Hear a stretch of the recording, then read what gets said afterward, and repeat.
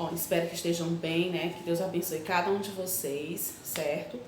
Hoje nós vamos dar continuidade, né, ao conteúdo sobre os animais. Hoje nós vamos falar sobre a reprodução dos animais, certo? Vamos ver aqui a nossa agenda. Bom, hoje nós iremos falar sobre a reprodução dos animais e também sobre animais ameaçados, ok? Abra o livro de vocês na página 74, certo? Bom, antes disso, né, eu quero dizer que eu já recebi vários trabalhos de ciências, né? Vocês estão de parabéns, né? Muitos trabalhos caprichados mesmo. E continue assim, né? Fazendo belos trabalhos, com esforço e dedicação, certo? Bom, vocês irão fazer a atividade da página 77 e 80, quando pausarem o vídeo. E a atividade extra, página 77, quarta questão. E página 80, segunda questão. Bom, para entendermos as reproduções, né, a gente precisa primeiro saber o que é reprodução. Bom, reprodução é a capacidade que os seres vivos têm de se reproduzir, ou seja, dar origem a uma nova vida, certo? E para isso, né, depende da espécie de animal, né, que vai variar os tipos de reproduções. Hoje nós iremos entender o que é uma reprodução ovípara, vivípara e ovovivípara, certo? Para podermos entender quais são as espécies que vão se enquadrar nesses tipos de reproduções. Bom, no livro de vocês, na página 74, começa falando da reprodução dos peixes. Antes da gente falar da reprodução dos peixes, vamos entender o que é uma reprodução ovípara, certo?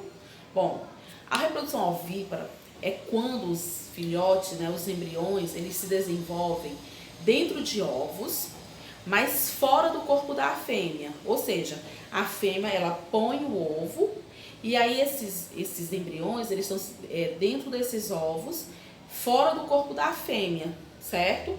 Então, naquele período certo, esses ovos, né, os filhotes que ali estão, eles vão sair desses ovos, ok? Aí vem na página, pode acompanhar junto comigo na 74. A reprodução vivípara se dá quando os filhotes eles se desenvolvem dentro do corpo da mãe, certo? No período todo de gestação, como é o caso dos mamíferos, né?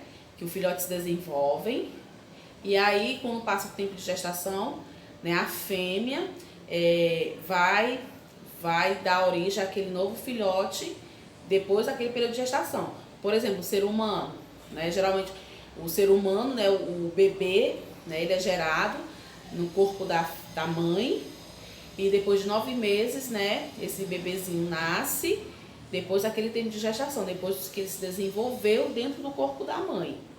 No caso da reprodução ovovivípara, certo?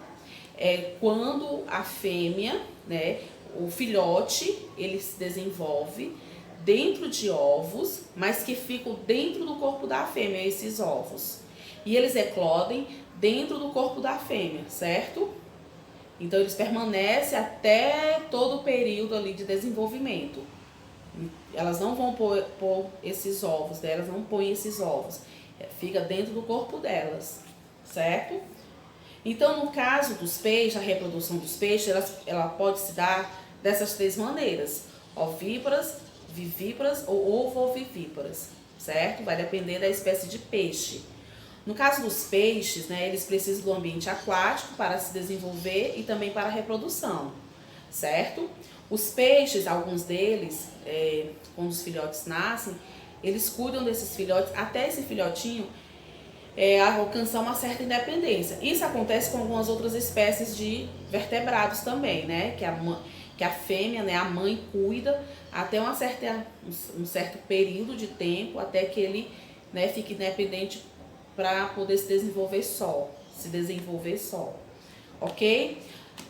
Os peixes também, hoje em dia, né, já existem leis que preservam, no caso, a pesca ilegal do peixe, né? Existem períodos que é proibida a pesca de algumas espécies por conta daquele período, tá no período da reprodução do peixe. Então fica proibida a pesca daquele peixe naquele determinado período, justamente por causa da reprodução. Porque a mortalidade dos peixes ela é muito alta, tanto por questões de predadores naturais, como também pela pesca ilegal, certo? Agora a gente vai falar sobre a reprodução dos anfíbios, página 75. Aqui a gente já falou, ovovivíparas, vivíparas. Aí aqui, reprodução dos anfíbios, certo? Bom, os anfíbios, né, eles também podem ter esses três tipos de reproduções, ovovivíparas e vivíparas também. Pode ser as três, depende do tipo de anfíbio, certo? Os anfíbios, né, eles passam por um período, né, de larva, né? Eles precisam assim, de um ambiente úmido, certo? Na reprodução, quando eles colocam, no caso, seus ovinhos, né? E aí eles fazem esse tipo de reprodução. Quando eles vão colocar esses ovos, eles colocam sempre em locais úmidos, em folhas, perto de poças, perto de um rio, certo? Eles precisam de um ambiente úmido, certo? Para que possa se desenvolver. E aí esses anfíbios também, como aqui vem dizendo, ó, deixa eu passar aqui. Os ovos fecundados dão origem a larvas, que são os girinos. Estes viverão na água até realizarem a metamorfose. Este processo de metamorfose é lento e nele ocorrem diversas transformações, até a passagem ao estágio adulto, onde estarão com forma totalmente diferente da que costumava ter. Justamente, né, eles passam por aquele... Primeiro são larvas, né? Depois passa pela metamorfose, que é o processo de transformação, onde eles ficam totalmente diferentes, certo? Agora vamos falar aqui sobre a reprodução dos répteis, certo? Bom, os répteis, né? Eles se reproduzem de forma ovípara, mas tem algumas espécies também, né? Menos do que as outras, mas também existem alguns tipos de répteis que também tem a reprodução vivípara e ovovivípara, certo? Aqui no livro de vocês, na página 75, acompanha aí, ó. Ao contrário dos peixes e dos anfíbios, o desenvolvimento dos ovos dos répteis não depende da água. Seus ovos têm uma casca protetora que impede o ressecamento, além de um reservatório de água. Então, eles não precisam da água para, no caso, quando eles põem esses ovos, eles não vão precisar, né, da água, né? Porque a casca ela protege ali o embrião, então ela já tem um reservatório de água, certo? Muitos répteis cuidam dos ovos e dos filhotes, como os jacarés. Já as tartarugas, como aqui vem dizendo, elas já não cuidam, né? Elas vão até a praia, né? Fazem ali o seu ninho, cavam ali, né? Aquele buraco na praia, põe os ovos ali, fecha e volta para o mar. E ali as tartaruguinhas, elas quando nascem, elas vão também para o mar. Então a tartaruga ela não volta, ela só vai voltar para pôr outros ovos, né? Diferente dos jacarés que cuidam ali daquela ninhada. E aí quando os filhotezinhos nascem, eles também, até um certo tempo, eles estão cuidando dos filhotes, certo? Bom, agora a reprodução das aves, certo? Lá na página 76, certo? As aves, elas são ovíparas, certo? Quando aqui diz assim, ó, as aves são animais vertebrados, possuem sexos separados, dioicos e ovíparos, que se reproduzem através de ovos, com desenvolvimento direto e fecundação interna que ocorre no interior do corpo da fêmea. No caso, a fecundação ocorre, né, não precisa do macho e da fêmea, no caso os pássaros, falando de pássaros, né, para acontecer a fecundação, certo? E aí, o tipo de reprodução, né, ovípara, né, vai pôr os ovos, eles vão pôr esses ovos, as fêmeas, né? Acompanha aí que eu vou ler o último parágrafo, ó. Nem sempre é a fêmea que choca os ovos. Em algumas aves, esse cuidado é realizado pelos machos. É assim com os pinguins imperadores, ou seja, né?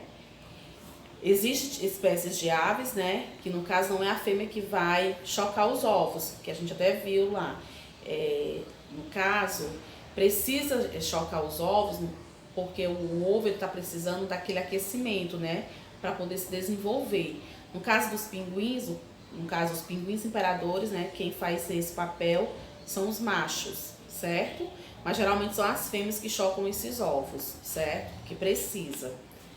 E agora vamos falar da reprodução dos mamíferos, certo? Bom, a maioria dos mamíferos tem a reprodução vivíparas, certo?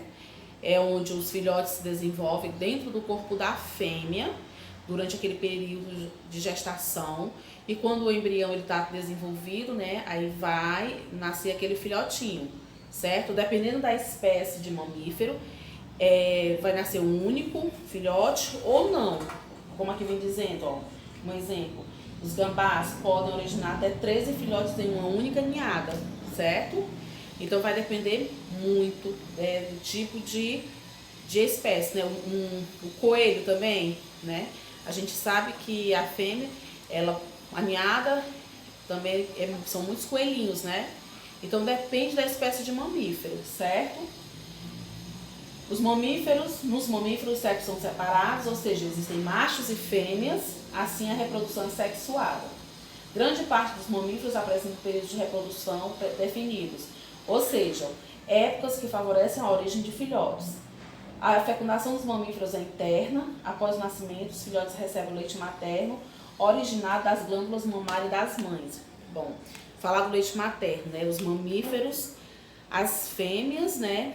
Elas amamentam, né? O leite materno é um alimento rico, nutritivo, que os filhotes precisam. Falando do ser humano, né? O filhote, o bebê, ele precisa, né, no mínimo até 6 meses, até os 6 meses, mas pode ser até mais que isso, certo? Então, o leite materno, ele é um alimento completo, certo? Cheio de nutrientes, né, que vai proteger, no caso, a criança e também os animais que são os mamíferos, né, os filhotes mamíferos. Então, é muito importante. Bom, meninos, e também os mamíferos, né, eles são conhecidos como, são chamados placentários, né, porque existe uma placenta que envolve, no caso, o embrião, que é a proteção, né, onde ele vai se desenvolver dentro da placenta, certo? Agora a gente vai falar um pouquinho sobre animais ameaçados, lá na página 78, ok? Bom, na 77, vocês vão fazer, quando pausar o vídeo, a primeira e a segunda. Atividade extra, a quarta, vão fazer no caderno. A terceira não precisa. E vão fazer a página 80 sobre o texto. Tem um texto na 78 e 79 que vocês vão ler para fazer a página 80. A segunda questão, certo? Isso. E nós vamos fazer a primeira também, quando pausarem o vídeo, vocês vão fazer a primeira aqui também, certo? E a segunda fica para casa. Ok? Então, vamos lá. Animais ameaçados, página 78. Gente, falar de animais ameaçados, são vários fatores que podem levar esses animais a ficarem ameaçados, certo? Pode ser fatores naturais, certo?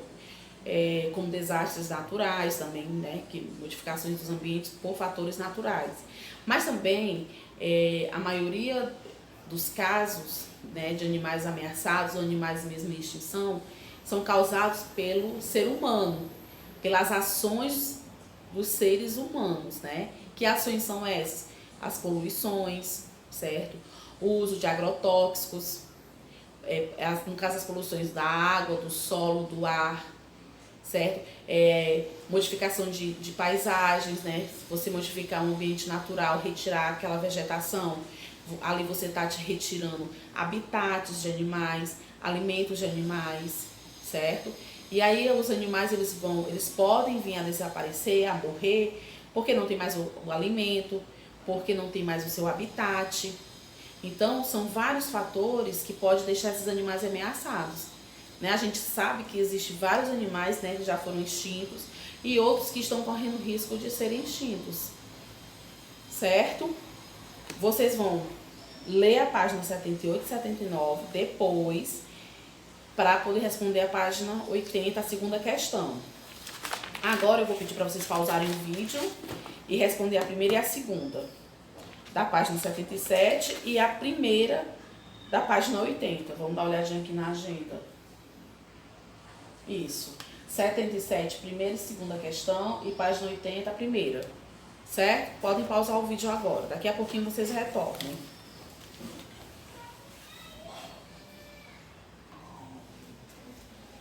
Pronto, voltamos com as correções. Vamos ver aqui na página 77. Complete as lacunas do texto. Peixes, anfíbios e répteis podem se reproduzir de forma ovípara, vivípara e ou ovovivípara, certo? Na outra frase, as aves se reproduzem de forma ovípara. Terceira frase, a maioria dos mamíferos se reproduz de forma vivípara, embora poucas espécies, como o ornitorrinco, botem ovos, certo? O ornitorrinco é um mamífero, mas diferente dos outros mamíferos, né, põe ovos, certo? Ok? Confiram. Na segunda questão, explique com suas palavras por que as estratégias reprodutivas são importantes para os animais, né? Por que as estratégias reprodutivas são importantes? Eu vou apagar aqui para colocar as respostas. Você pode colocar com as suas palavras, aí você só confere aqui se está no mesmo sentido, viu? Vamos lá.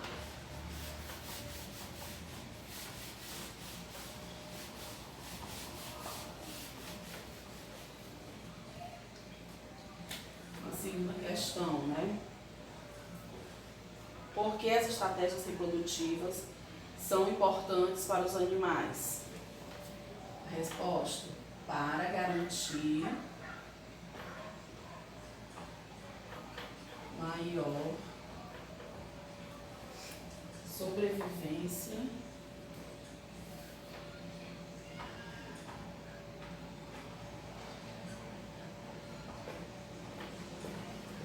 dos filhotes.